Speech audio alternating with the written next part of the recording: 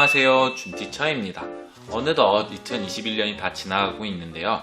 이맘때쯤이면은 대학교 수시 또는 임용시험 등등 각종 시험과 관련된 다양한 이야기가 들리곤 합니다. 그래서 오늘은 앞으로 선생님이 되기 위해 꿈을 키우고 있는 예비교사분들에게 조금이라도 도움이 되고자 초등 임용에 대한 제 경험을 100% 아니 1000% 전부 공유하려고 합니다. 또 오늘 영상은 어떻게 공부를 하면 더 효율적일까를 고민하는 학생들에게도 도움이 될 영상이니 예비교사가 아니어도 꼭 한번 들어보시기를 강력 추천드립니다. 자, 이제 임용시험에 대해서 소개를 한번 해보도록 하겠습니다. 오늘은 제가 이제 일단 임용시험이 무엇인지에 대해서 소개를 하고, 그 다음에 제가 임용시험을 준비하면서 어떻게 1년간 살아왔는지, 그리고 또 저만의 공부 방법, 교사가 제시하는 공부 방법, 뭐 어떤 사람한테 맞을 수도 있고 어떤 분한테는 안 맞을 수도 있는데 어쨌든 한 번쯤 들어보면 도움이 많이 될 거예요. 근데 이제 여담으로 사실 이게 두 번째 녹화예요. 한 번 미리 했는데, 앞에서 했는데 이게 녹화를 안 했더라고요. 녹화 버튼 안 눌러서 두 번째인데, 자, 두 번째니까 좀 더 깔끔하고 좀 더 뭔가 프로페셔널한 느낌을 가지면서 이게 설명할 수 있겠죠. 자, 먼저 어쨌든 임용시험. 임용시험이 무엇이냐? 임용시험은 간단히 말해서 국가에 취직하는 거예요. 국가에 취직한다. 이게 무슨 얘기냐? 많은 분들이 뭐 교대나 사대를 나오게 되면 바로 나는 취업하는 거 아니야? 난 교사가 되는 거 아니야? 라고 생각을 하는데, 또는 임용시험을 쳐서 합격해야지만 나는 교사 자격증을 얻는 거야 라고 생각을 하는데 그게 아니에요. 초등학교 교사가 되기 위해서 교대 또는 사대, 뭐 사대는 이제 일반적으로 그 중고등학교 교사죠. 교대나 사대를 나오게 되면은 교사 자격증을 주게 됩니다. 2급 자격증을 주는데, 이 자격증이 있어야지만 내가 일단 교사 생활을 할 수 있는 거고, 그러면 이 임용시험을 왜 치느냐? 그걸 가지고 내가 특정 도교육청에 내가 소속되어서 앞으로 계속 교사 생활을 할 거예요 라고 일종의 나를 인증하고 내가 임용돼서, 즉 고용되는 거라고 생각하면 되는 거죠.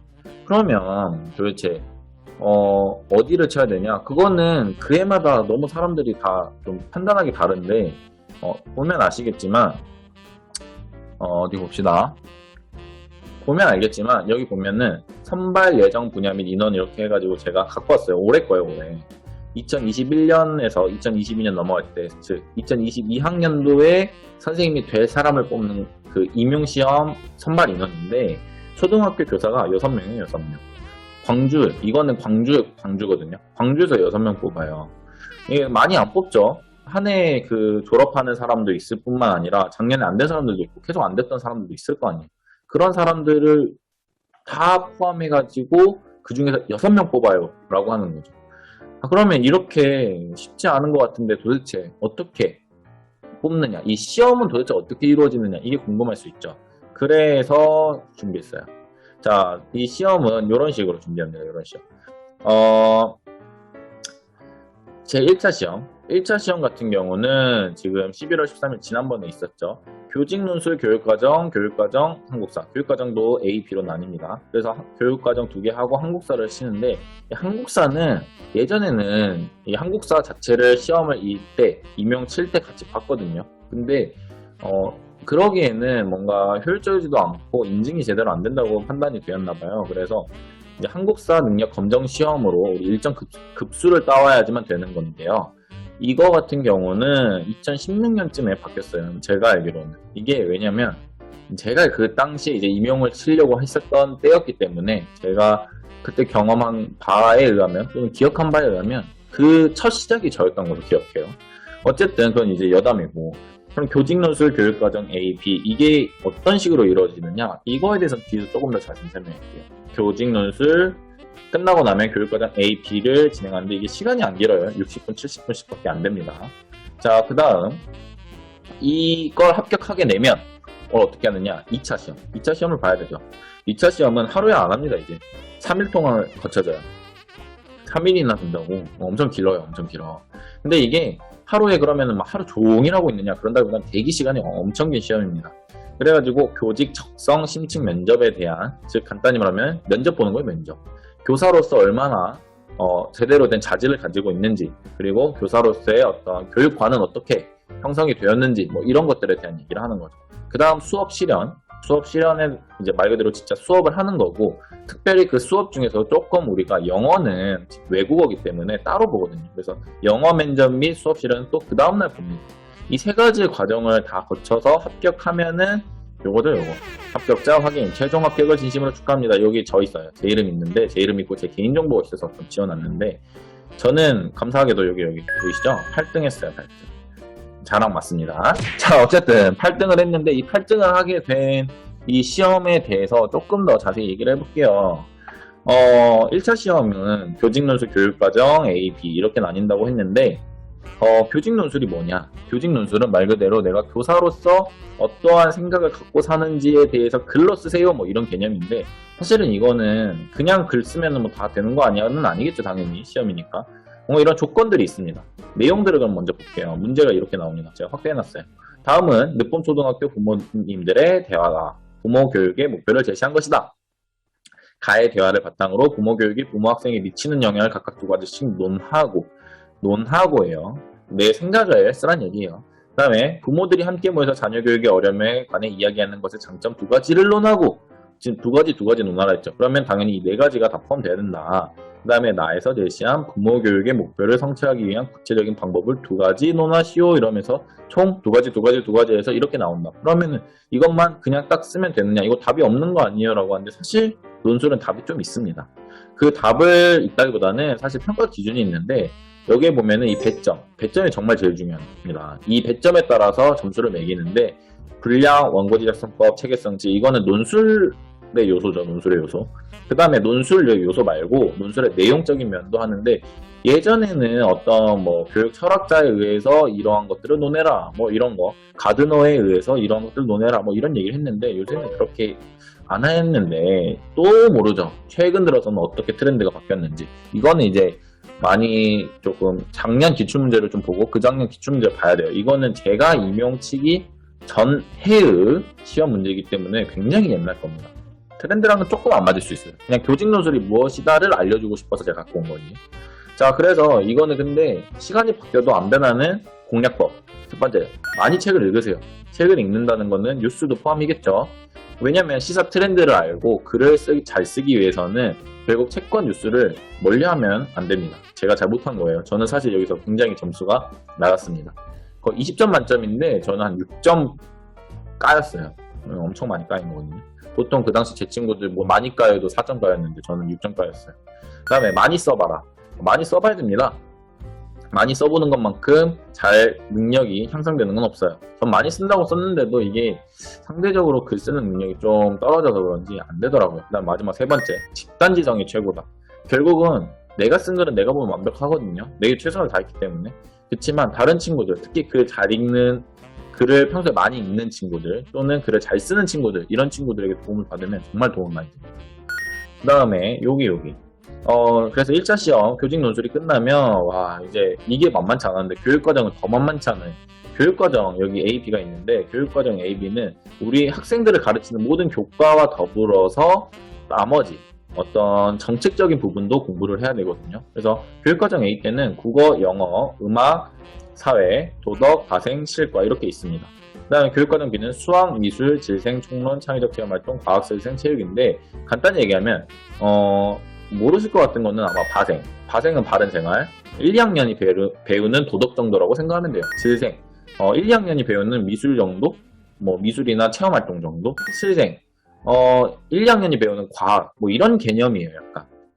그런데 뭐 꼭 그렇다고 할 수는 없어요. 뭐 외에도 많은 어떤 생활적 지식들이 많이 포함되어 있기 때문이에요.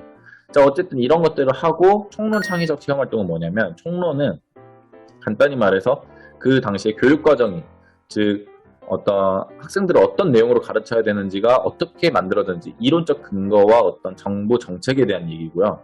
창의적 체험활동 같은 경우는 학생들이 여러분 뭐 당연히 잘 알만한 동아리, 봉사활동, 그다음에 진로 체험 뭐 이런 것들을 다 포함해요. 그래서 자율 동아리, 봉사, 진로 이렇게 구성되어 있어요. 이거를 그냥 이 네 가지 뭐 어떻게 공부하라는 건가 한다면, 이거에 대한 뭐 시수는 몇 학년에 몇 시간 해야 되고 뭐 이런 것들을 외우는 거예요. 이거는 근데 사실 총론 창의적 체험활동은 제일 쉬워요. 이거는 그냥 양도 안 많고 상대적으로 괜찮은데, 나머지 이런 것들을 다 공부하잖아요. 그러면 거의 저 같은 경우는 이제 책장 하나 정도였었던 것 같아요. 근데 이게 사람마다 다르고 어떤 사람은 이거를 진짜 가볍게 하는 사람들도 있는데 저는 조금 힘들었습니다. 많이 힘들었어요, 사실. 자, 그래서 이걸 한다는 거는 사실 암기왕이 돼야 되는데 저는 암기 능력이 거의 제로에 가까워요. 진짜 못하거든요. 그래서 이러한 저도 공부를 하는 방법은 있었으니 저는 아까 외워야 되는 거기서 거의 만점에 사실 가깝게 받았거든요. 그럴 수 있었던 이유는 엄청난 노력을 사실 했어요. 이거는 제가 자랑이기도 하고 하지만 자만은 아니라고 생각해요. 왜냐면 진짜 누가 봐도 옆에서 꽤 많이 열심히 한다고 인정해줬고 그거는 제 스스로 난 정말 열심히 했어라고 나는 제 스스로도 인정하는 부분이라고 생각해요. 이건 자신감인 것 같아요. 자, 그 다음에 과목별 공부법이 있다. 이게 무슨 얘기냐? 과목별로 공부법이 있는데 이거는 추후에 따로 영상을 만들어서 공유를 할게요. 이 공부법 같은 경우는 일반 학생들이 들어도 좀 도움이 많이 될 것 같아요. 그 다음에 세 번째, 많이 풀어라. 많이 풀어야 돼요. 열심히 풀어야 돼요. 그냥 꾸준히 풀어야 돼요. 이게 무슨 얘기냐면 계속 기출문제, 예상문제 이런 것들을 계속 이전에 한번 똑같은 문제도 심지어 기출문제 같은 경우는 똑같은 것도 공부 전에 한번 풀어보고 공부를 다 하고 나서도 풀어보고 이래야 돼요. 왜 그러냐면 어떤 방향으로 어떤 식으로 시험 문제가 나오는지에 대한 얘기인데 이거는 학생들도 한번 들어보면 시험이 이런 식으로 선생님이 내지 않을까를 생각해 볼 수 있어요. 수능도 비슷할 거예요 아마. 그다음에 네 번째, 시간 조절. 이거는 이제 우리가 수학 능력 시험, 즉 대학 수학 능력 시험 문제를 할 때 쓰는 건데 시간 조절은 임용도 똑같아요. 그래서 순서를 좀 조정하고 과목별 순서 조정을 내가 스스로 하고 과감히 패스하는 능력들도 필요합니다. 자, 그러면 이렇게 1차를 합격하고 나면 우리는 2차 시험을 봐야겠죠? 2차 시험 쉽지 않아요. 2차 시험은 쉽진 않은데 1차에 비하면은 저는 좀 쉬웠어요. 자, 교직 적성 시책 면접은 아까 처음에 설명드렸던 그대로고 수업 실험과 영어 면접 및 영어 수업 실인데 이거는 임용을 한 번이라도 준비했던 사람이라든지 아니면은 대학교에서 지금 교대나 사대를 해서 실습을 가고 있는 사람은 한 번이라도 이런 거 본 적이 있는데 수업 아니거든요. 수업을 어떻게 진행하겠다고 계획서예요, 계획서. 이거는 제가 슬기로운 생활이라는 교과에서 만든 내용이에요. 슬기로운 생활은 1, 2학년 수업 교과인데 그럼 이걸 제가 어떻게 만들었느냐? 사실 이거는 어느 정도 모든 교과가 고정되는 루틴이 있어요.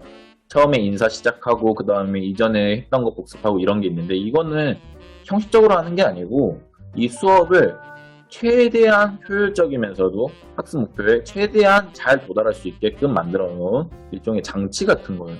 그렇기 때문에 이것들은 사실 모든 수업에 어느 정도 적용이 되는데 이 모든 수업에 적용되는 요소들을 하나로 모아서 하나의 틀을 만들어요. 이런 것들을 우리가 만능 틀이라고 하거든요. 영어도 어느 정도 비슷해요. 사실 인사하고 지난 시간 리뷰하고 근데 이런 것들을 할 때는 영어는 조금 다른 면은 뭐냐면 앞에 과목들은 우리가 한국 사람이니까 다 그냥 해요. 사실 어느 정도. 근데 영어는 내가 이 표현을 모르면 안 돼요. 이 교실에서 쓰는 영어는 일상생활에서 쓰는 영어랑 다르거든요. 이 교실 영어를 익혀야 되는데 이 교실 영어 부분에는 제가 지난번에 한 15분, 20분짜리로 영상을 하나 진짜 좀 길게 방학 동안에 한번 만들어서 앞으로 임용이 돼가지고 영어 선생님 하실 분들이나 임용 준비하시는 분들에도 도움이 되라고 제가 만들어 놓은 게 있어요. 그래서 그걸 보시면 굉장히 도움이 좀 그래도 되실 거라고 저는 생각해요. 제가 영어 수업 하면서 영어 교사로서도 있어 봤는데 그게 확실히 도움이 많이 돼요. 자, 어쨌든 그래서 여러분이 이 시험들을 잘 보려면 2차 시험을 잘 보려면 아까 말했듯이 만능틀을 해야 되고 트렌드를 잘 알아야 돼요. 이게 무슨 얘기냐면 결국은 교육도 어떤 시대의 발전을 따라가야 되는 거기 때문에 교육적인 트렌드, 교사들이 많이 하는 방식 또는 교사들이 중점적으로 다루고 있는 내용들 뭐 이런 것들 또는 그 교육청이 중점적으로 밀고 있는 교육 사주 이런 것들을 알아야 된다는 거예요. 근데 이걸 모르면 조금 어렵죠. 그 다음에 여유롭게 뭔가 교사 아니지만 교사인 척하는 게 사실 제일 어려운데 그 여유로움에서 나오는 실수를 커버할 수 있는 능력 그런 것들은 여러분이 뭐 이게 인고생이 아니더라도 대학 면접을 보더라도 여러분이 한 번쯤은 난 너무 여기 당연히 합격할 거야 라는 마음으로 여유롭게 하면 조금 더 사실 고득점이 돼요. 그 다음에 맞아 무한반복 결국은 연습을 많이 해야 된다라는 거예요. 근데 이제 그러면 이렇게 빡빡한 공부를 어떻게 1년 동안 계획을 세우고 또 어떠한 공부 방법들을 가지고 효율적으로 공부했느냐 이거에 대해서는